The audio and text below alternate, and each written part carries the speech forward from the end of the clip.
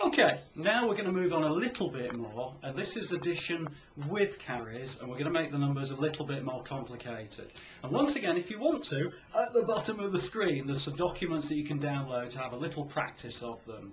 And the two numbers that we're going to add together this time are 138, 138, plus 56.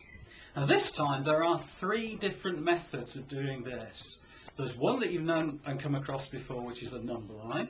Then there's something which we're calling hundreds, tens and units. And then thirdly, something else that you've come across before, which is a more formal method.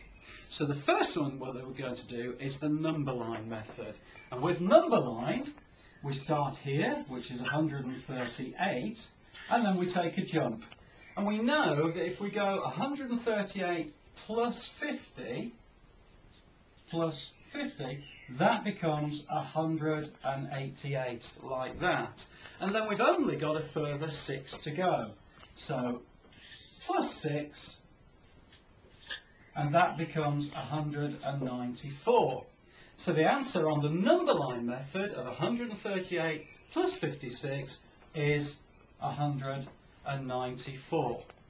So that's one way that you could choose.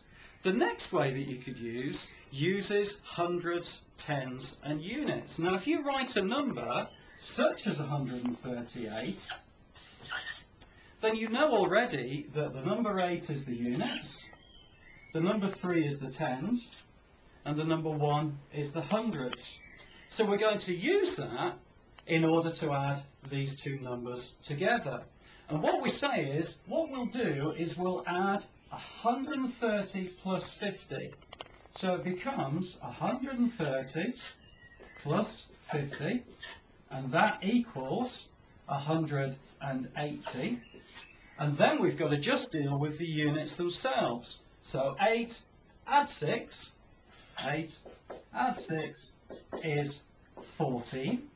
If we then add the two together, guess what? We've got our answer 194. So this is the hundreds, tens and units method, and this is the number line method.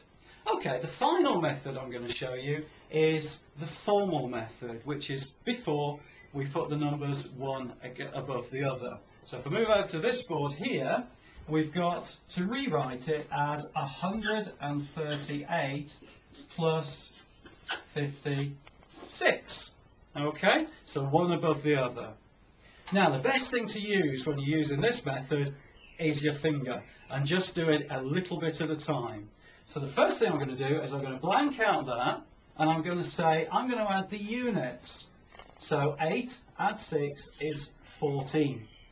Now because I've got 14, I can write down the 4 in the units column, but I've got 1 10 left over, so I'm going to put it on the library shelf, if you like, which is the tens column.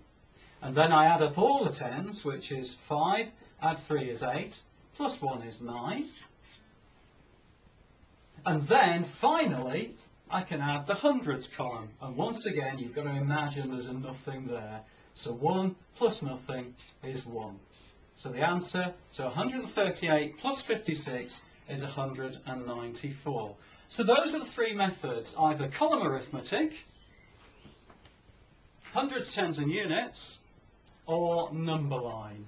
I think really the easiest method is hundreds, tens and units, but it's up to you to make that choice. And one of the things I would say is that it's really good if you could try very hard not to write this one and try to remember it in your mind, because if you use your brain and you try to make sure that you remember things, then it really helps you in the future when you're learning things like times tables.